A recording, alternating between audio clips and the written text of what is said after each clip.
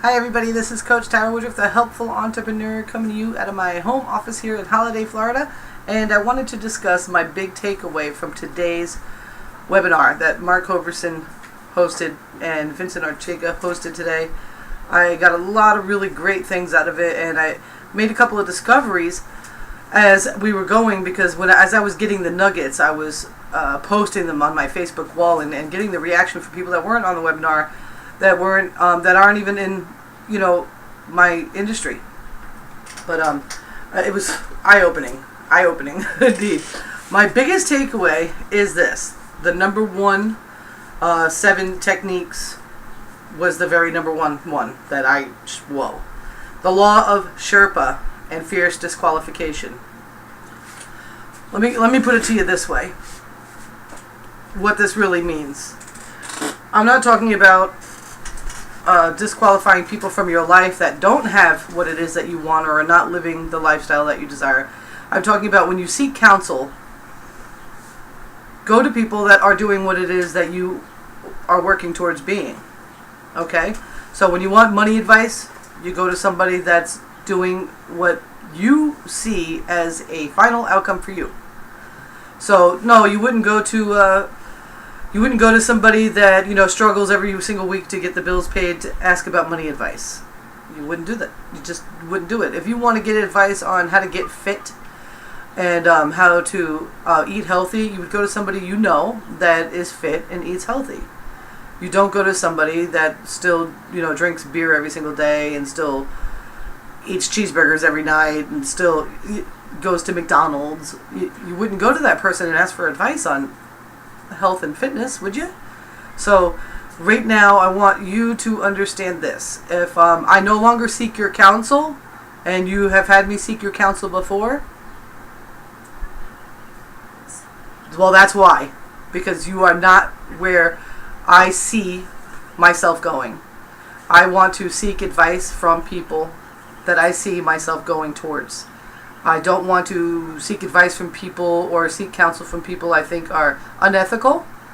I don't want to seek advice from people I think are not doing the best they can. I do not want to seek advice from people about money that have none and have an opportunity to do it. I mean, there's one thing that if you don't have the money right this second, but you're doing all those things, you're not being lazy, you're not using your job or your home or the amount of time you have as an excuse to stop yourself from reaching your financial goals, that's that kind of person I would talk to, because they're in the learning phase. They're reaching out, they're figuring it out, they're learning, they're doing what they need to do, because people that are where I want to be have all done that. They stopped listening to the bullshit. Doing good in school and going to college and getting a good job lasted for about 10 years in the entire history of our American country, of the United States. For about 10 years, that was an actuality, that people could actually do that. It's gone.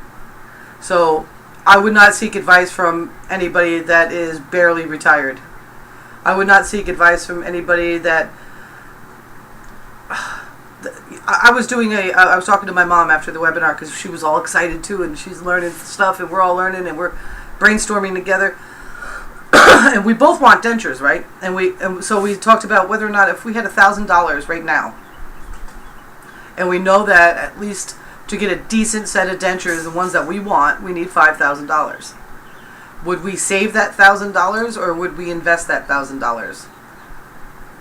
I would seek advice from the person that would say they would invest it, not the person that would save it. Because if you just do nothing but save, and I have nothing against saving, but I'm going to tell you this: if you're living on the edge and all you got is $1,000, something is going to come up in which that savings will be depleted. Something's going to happen in which you need to go into that fund. You're better off taking that $1,000, investing it in something you truly believe in, and you follow your ethical standards, and you lead your life with your heart. And before you know it, you'll have all the money that you could possibly dream of to go get your teeth done exactly how you wanted them done. Don't take shortcuts on your life anymore, guys. Follow the law, and follow the law of Sherpa and fierce disqualification. Next time somebody wants to give you their opinion about what it is, and this I'm going to reach out to you network marketers, because me and Kara did an interview with a copywriter, and his attitude about network marketing was so horrendous, and he's giving us advice about things, and at the end of the conversation we had to say, excuse me, but that's not what we're here for. We are not interviewing to counsel you, for you to counsel us. We're here to get you to write some copy. That's all there is to it. We don't want your opinions about anything. You're not in the position in life in which we would seek counsel from you. I don't care how good you are at copywriting. I don't care what you demand an hour. It doesn't matter. So, be diligent in that. No matter what it is you're seeking in life, if you're seeking a certain sense of spirituality, there's a reason why we think about Jesus Christ and we think about Buddha, because they lived the lives in which we seek spiritually.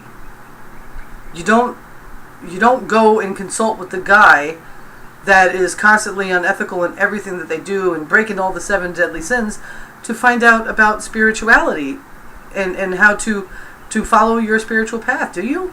If you do, then you need to take a check at yourself. Next time you want to do an adventure financially, say you do want to do a network marketing company, or you said, you know what, I've seen some growth in Tara over the last few weeks in comparison to the years that I've known that she's been in the industry. I want to take advantage of what she's doing, and I'm going to team up with her. And your broke uncle tells you, it's one of those things. If you listen to that person, you're getting what you want. You're getting what you deserve. So raise up your level. Raise up your level of your melting point. Get a thicker skin and start focusing on the people that are where you are aiming to go. And that will evolve as you grow. That will change as you go. Okay? You want to be really savvy in business? You might want to take a look at P. Diddy. People don't just worship him because he's got style. He's a genius when it comes to business. He's a genius.